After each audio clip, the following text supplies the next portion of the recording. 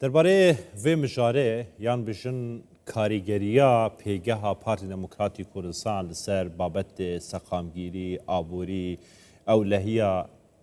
عراق بشویه که گشتی گوته بجا که دگل برای سرمد بیاتی بسپور سیاسی او لهی لبقضای دیکن برای سرمد تو بخیراتی جبو کردستان 24 و جاری جبو هلبشاتن خولا ششیا پارلمان عراقی فوق صاحز الان سیاسی همین هرما کردستان همین عراق لسر پارتی بو دو گوتن بزانن پارتی وی چه بکتن آیا و جارشی خلق یان دنگ درد متمانه به پارتی دتن یان نه پشتی بلافبونا در انجامانو به دست خستنا زیدتش میلیونک دنگان بو پارتی دموکراتی کردستان اف متمانه بونا خلقی هرما کردستان عراق به پارتی دسبر روش عراق دا و چه کاریگریا خو هبیتن سر مجارا سیاسی او لهی آبوری بشوی که گشتی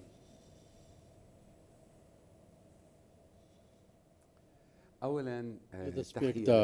سڵاو بۆ ئێوە و کەناڵە بەڕێزەکەتان لە دووەم خاڵ دەمەوێت پیرۆزبایی گەلی کوردستان بکەم پارتی دموکراتی کوردستان پیرۆزباییان لێ بکەم بۆ ئەو سەرکەوتنە کە من پێشبینی سەرکەوتنم دەکرد بەڵام بەو بارستای و ڕێژەیە پێشبینی کراونە کاری ڕاستەقینیان ئەنجام داوە پیشەیانە مامەڵیان کردووە گەلی ئێوەش کاردانەوە و وەڵامی هەبوو گەلی کورد کاردانەوە و وەڵامی بۆ ئەو داواکاری پارتی هەبوو کاری بەرجەستەی بینی لەسەر زەوی ئەمەش شتێک نییە لە کەناڵەکە ئێوە بیڵێم دوێنێش پێشووتریش لە زۆربەی ئەو کەناڵانەی کە میوانداریان کردوم پێم گوتون کە پارتی دموکراتی کوردستان لە ڕاستیدا جێی سەرسوڕمان نەبووە بە پێشبینیکراویش نەبووە تەواوی لیستەکانی لە دوای خۆی جێهێشت ئەمە پرۆسێژی دموکراسیە وەکو پێکهاتێکی سیاسی عراقی توانی شکست بە پێکهاتەکانی دیکە بێنێت و بەجیان بهێڵێت لە هەمویان بیباتەوە بۆیە پیرۆزبایی لێ دەکەم پیرۆزبایی لە کاک مەسعود بارزانی و کاک مەسعود بارزانی و کاک نەچمە بارزانی دەکەم بۆ ئەو کارە ڕاست و دروستە ئەمە وەکو توێژەران لە ئاساویش و دۆخی ئەمنی لە ڕاستیدا ژمارەکان ئەوانەی دوێنێ ژمارەی زۆر بەرز بوون کاردانەوەی هاوڵاتیان بۆ هەڵبژاردن زۆر بەرز بوون ئاسێکی نایاب بوو تەنانەت لە مووسڵ 5 کورسیان دەبێت لە کەرکووچیش بامان شێوە ئەمە کاری ڕاست و دروستە کاردانەوە وەڵامەکانیش لە شقامی کوردی لەو ئاستە بوون بۆیە پیرۆزباییتان لێ دەکەم جارێکی دیکە بۆ ئەو کار و تێکۆشانە خوازیارم کە خودای گەورە زیاتر سەرکەوتوتان بکات بۆ خزمەتکردنی هەرێم و عراق کاک مەسعود لە وتارەکانی زۆر ئاوێزان بوو لەگەڵ شەقامی عراقی بەگشتی من باسی هەمووی دەکەم بۆچی چونکە باشە کاک سەرمان چونکە باسی لەوە دەکرد کە نوێنەران تەنیا نوێنەری کوردستانین بەڵکوی هەموو عراقن کاک سەرمەد دروشمی سەرەکیە پارتی دموکراتی کوردستان دوان هەلبژارتناندا تەوافق و تەوازن و شەراکەت بوو هەروەها دەگوت و هەلبژارتنên داهاتیدا ببووری یعنی di پەرلەمانê داهاتیدا wê kar li ser cibcikirina maddeyên destûrî kên ew destûrê ku zûrîneya rihaya xelkê Iraqê deng pê daye yani ev mitmane pêbûna xelkî bi partî û hînana dengekê zûr û kursiyeka zûr di Parlemanê Iraqê da yan di hikûmraniya dahatiya Iraqê da di çi pêgehek hebîtin çi giringiya Xwedê hebîtin bo vê çendê ku ev kêşên helawîstiyên çend saleyên di navbera Hewlêr û Bexdayê dîsan li ser destê partî bêne çareserkirin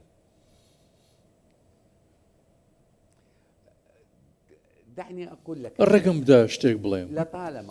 تا ئەو کاتەی لەم هەڵبژاردنێک ئەوەی ئێمە ڕووماڵمان کردووە لە 2023 تا ئێستا حزبی دموکراتی کوردستان پارتی دموکراتی کوردستان لەو بابەتە لە پێشی نەبووە دەست پێشخەری هەبووە لە حکوومەت و پێکهێنان وە حکوومەتیش پێک دێتم جارەیان و ڕۆڵی کاریگەریشان دەبێت خاڵە هەرە بێزەکە بۆ هەرێم ئەوەیە کە مادەی 130 دەستوریە ئەمە باش ئاگادارین یاسای نەوت و گازمەش لایەنێکی دیکەیە لە چوارچێوەی ئەو ناکۆچانەی کە هەن بۆیە پێم وایە ئەو جارەیان چونکە بۆتە ژمارەیەکی مەزن لە پێکەنانی حکوومەتی داهاتوو بۆیە پێم وایە دانوستانی پارتی بە ئاسوودەتر دەبێت بە ئەمە زیاتر ڕوون بکەمەوە. ئێستا پارتی دموکراتی زۆر بە ئاسوودە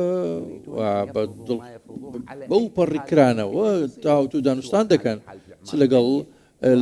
لەگەڵ هاوپەیمانی گەشە پێدان بێت یان چوارچێوەی هاوئاهەنگی بێت تەنانەت لەگەڵ هاوپەیمانە سونەکانیش. بۆیە ئاسان نییە تۆ مامەڵە لەگەڵ لایەنێک بکەیت یان پشتگوێ بخەیت کە زیاتر لە 30 کورسی بەدەستهێناوە بەو ڕێژە بەزێت دەنگەش هەمووان هەوڵ دەدەن لەگەڵ پارتی بەشدار بن. تێکۆشانی زۆر دەبینین بۆ ئەو خەسڵەتە نابانەی کە پارتی هەن بۆ ئەوەی بەدی بێن و کاریان بۆ دەکاتە ئەو مافانەش بەدی بهێنرن لەلایەن پارتیەوە بەتایبەت ئەگەر تەنانەت ئەگەر ناکۆچی شەبێت دەزانین کە ناکۆچی هەیە لە نێوان هەرێمی کوردستان و ناوەندی لەسەر ئەو پرسانە. زۆر باشە کاک سەرمەند شارەزایەکە باشتە دە هەلبژارتنان داژی هەیە یعنی ئەف یاسای هەلبژارتنان غەدرێکا مەزن لە پارتی دموکراتی کوردستان کردیە. یعنی ئەگەر تو تەماشا بکەی بەریان هەمن ئینفۆگرافیکە بۆ دەنگن پارتی سەرو ملیۆنێک دەنگان بەدەست خستیان نزیکی ملیۆنێک و 100,000 دەنگان بەدەست خستیە کورسیên پارتی 30 کورسینە بۆ نمونە محەممەد شیع سوودانی ملیۆنێک و نزیکی 300,000 بەدەنگ خستیە 55 کورسینە ینی vê xedê tu çawa dibînî yanî wesa nabînî ku ev dîzaynkirine bû vêyekê ku pêgehê Kurdan nebêjin partî pêgehê Kurdan pêlawaz bikin di Parlemanê dahatî Iraqê da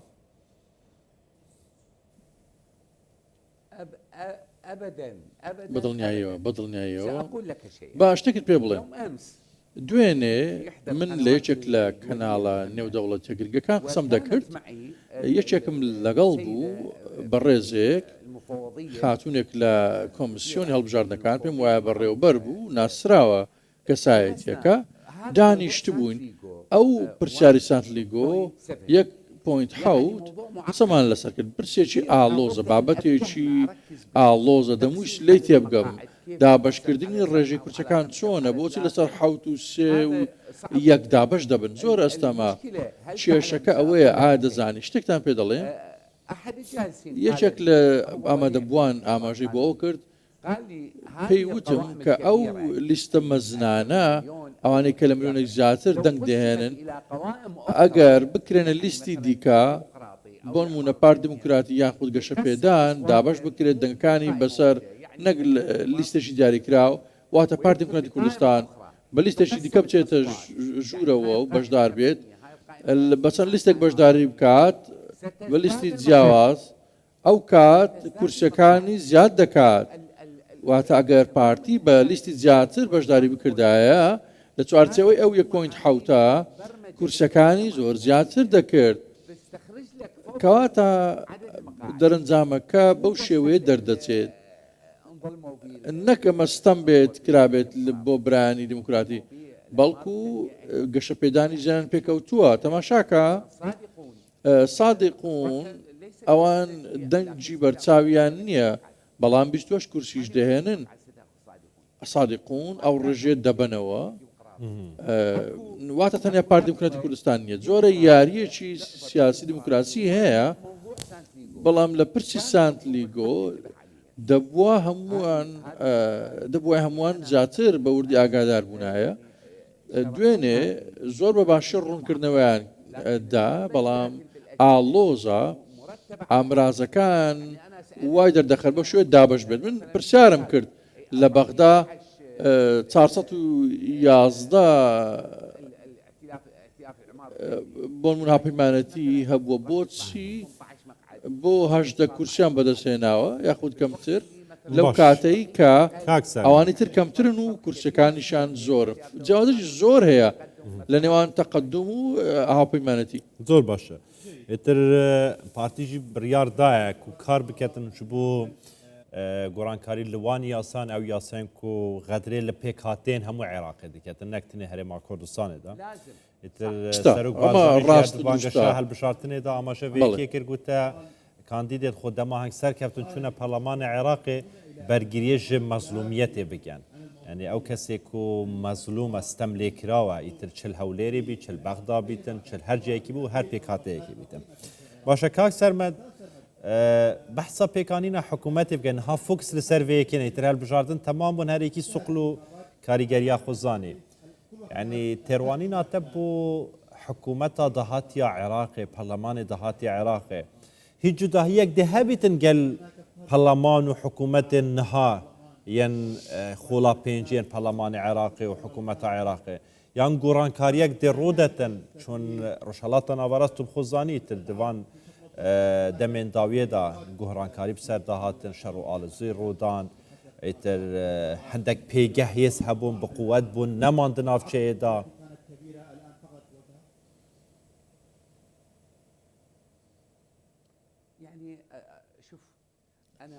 تەماشاکە من زۆر گەشتبین نیم بە شێوەیەکی گشتی گەشتبین نیم لەسەر ئەو پەرلەمانەی ئافرێت و دروست دەکرێت پەرلەمانی ڕابردوو لاوازەکانمان دەبینی هەمووان ئاگدار بوو من بەردەوام تانەتە شەرم لێ دەگرتن و ڕخم لێ دەگرتن بۆ نمونە موچەی زۆر پاسەوان بەڵام هیچیان پێشکەش بە عێراق نەکردووە چەند بەخوا من داواکاری پێشکەش دەکەم لەسەر سکاڵا پێشکەش دەکەم لەسەر ئەوانەی کە بەشداری ناکە موچە لە ئێمە وەردەگرم من باسی 300 و ئەوەندە پەرلەمانتارە دەکەم کە هەموویان